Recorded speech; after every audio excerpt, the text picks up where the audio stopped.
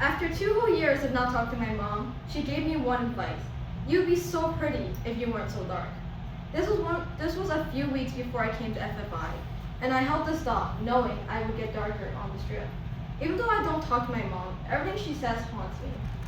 A never-ending voice in my head. It's not like I can't talk to her if I wanted to. We live in the same house. Since I'm in the basement while she's on the top floor, only 2 flights of stairs away. There's a multitude of reasons why I distance myself from her. A combination of not wanting to and a rigorous schedule. I wake up 5 a.m. for school. I spend 17 hours in robotics every week and an extra 3 hours for other clubs. Most days, I don't even have dinner. After all that, the last thing I want to do is talk to my mom. She's physically disabled and lacks the ability to walk, with my earliest memory consisting of me wheeling her around and helping her with minimal movement. Imagine 7-year-old me being called over after dinner every single day, helping my mom up the stairs for 20 minutes. The weight of her legs and feet on my developing arms, using my entire body to push her up a single step. My family are first-generation immigrants who came here from a near-extinct village, a village so small and so poor that we shared one bathroom. Since we didn't have the resources for a professional caretaker, I had to look over my mom, even though she was supposed to look after me. But just as flowers can't choose where they bloom, children can't choose their parents. The line, "You would be so pretty if you weren't so dark," wasn't new to me, especially from my family. All my sisters have this mindset, that dark is bad. I remember they would point out how my partners were tan and dark. That makes them worse, repeating the cycle of colorism. When I was 8 and helping my mom in the shower, she compared me to my dad, who has dark skin and extremely brushy black hair. As I scrubbed the bubbles off my skin, she starts rubbing me to the point of bruising, trying to rub off all the dirt off, refusing to believe I wasn't naturally pale, that I wasn't just her child, but also my dad's. My dad is my idol. Everything I do and accomplish is for him. He's the sole provider of my family of 6. Since we immigrated, he has brought us from near homelessness to middle class, an incredible achievement that deserves more recognition. But yet, he's looked down for how dark he is. Every 2 weeks or so, he would give me $200 to spend on whatever I want. He would never say it, but I know this money is an apology. For bringing me into a world so full of hate. For not being there for when I needed him the most. For not giving me the typical mom. A mom that would love me no matter color, sexuality, or talent. My mom is a naturally pale Asian woman who would push the idea that dark meant ugly onto me and my sisters. This isn't anything new. To me, the Asian, Black, Hispanic, Latino communities, colorism is not only apparent but accepted across all 7 continents. I go to a very diverse school, since Philadelphia is basically an immigration hub in America.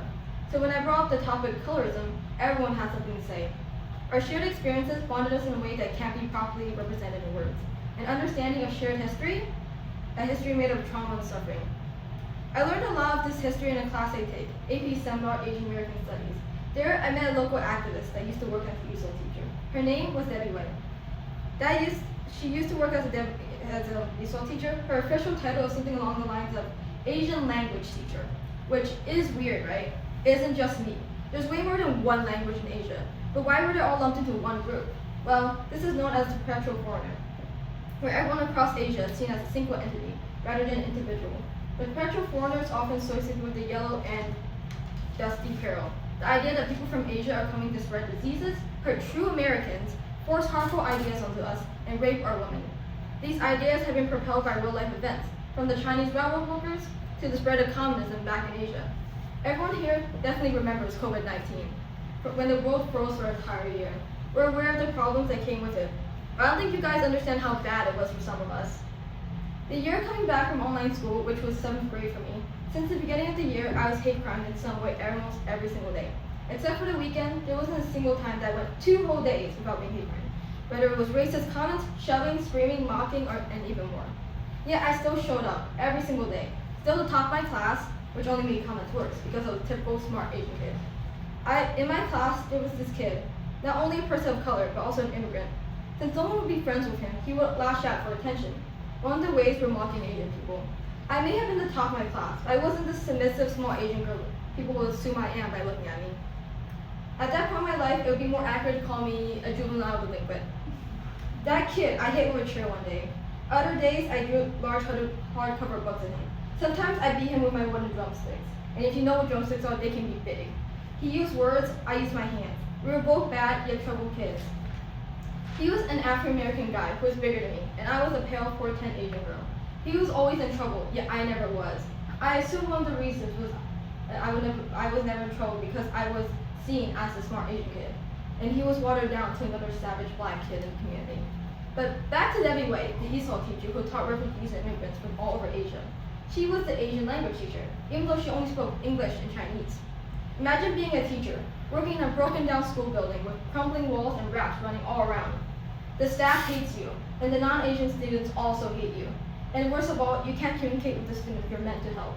Yet Debbie tried. She set up sustainable programs for them. She was a resource for them. She cooked for them when they couldn't afford lunch. She sung for them when they were at their breaking point. She did everything she could for the students while pregnant, while fighting in her own battle of losing her home and other people's homes. Debbie actually helped me save my home. I lived back in Chinatown, and they wanted to destroy it to put up like a stadium, put up like prisons. And one of them was my apartment building that I was living in when we first traveled here, and she saved it by making petitions, by making documentaries and stuff. One day, a group of her students were at the park. They were just hanging out, trying to make the best of what they had. Then, a bunch of other kids came up with baseball bats, threatening them. Does anyone remember the Vincent Sun case? He was a Chinese American citizen who was held down and beaten to pieces by a baseball bat. The murderer worked at a car factory and was recently fired. He said that Vincent got him fired. He didn't.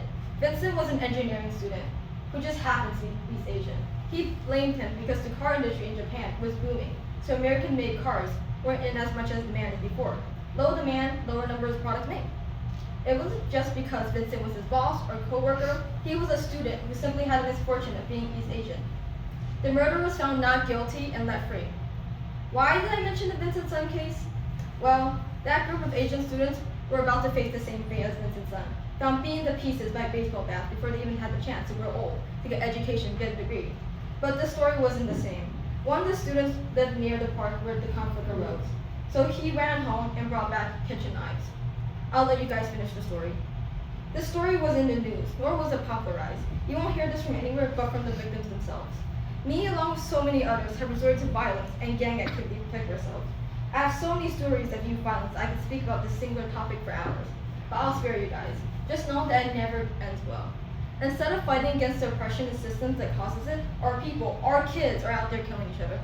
And I was on that same path, throwing away my bright future out of hatred, causing fights that could potentially kill me then.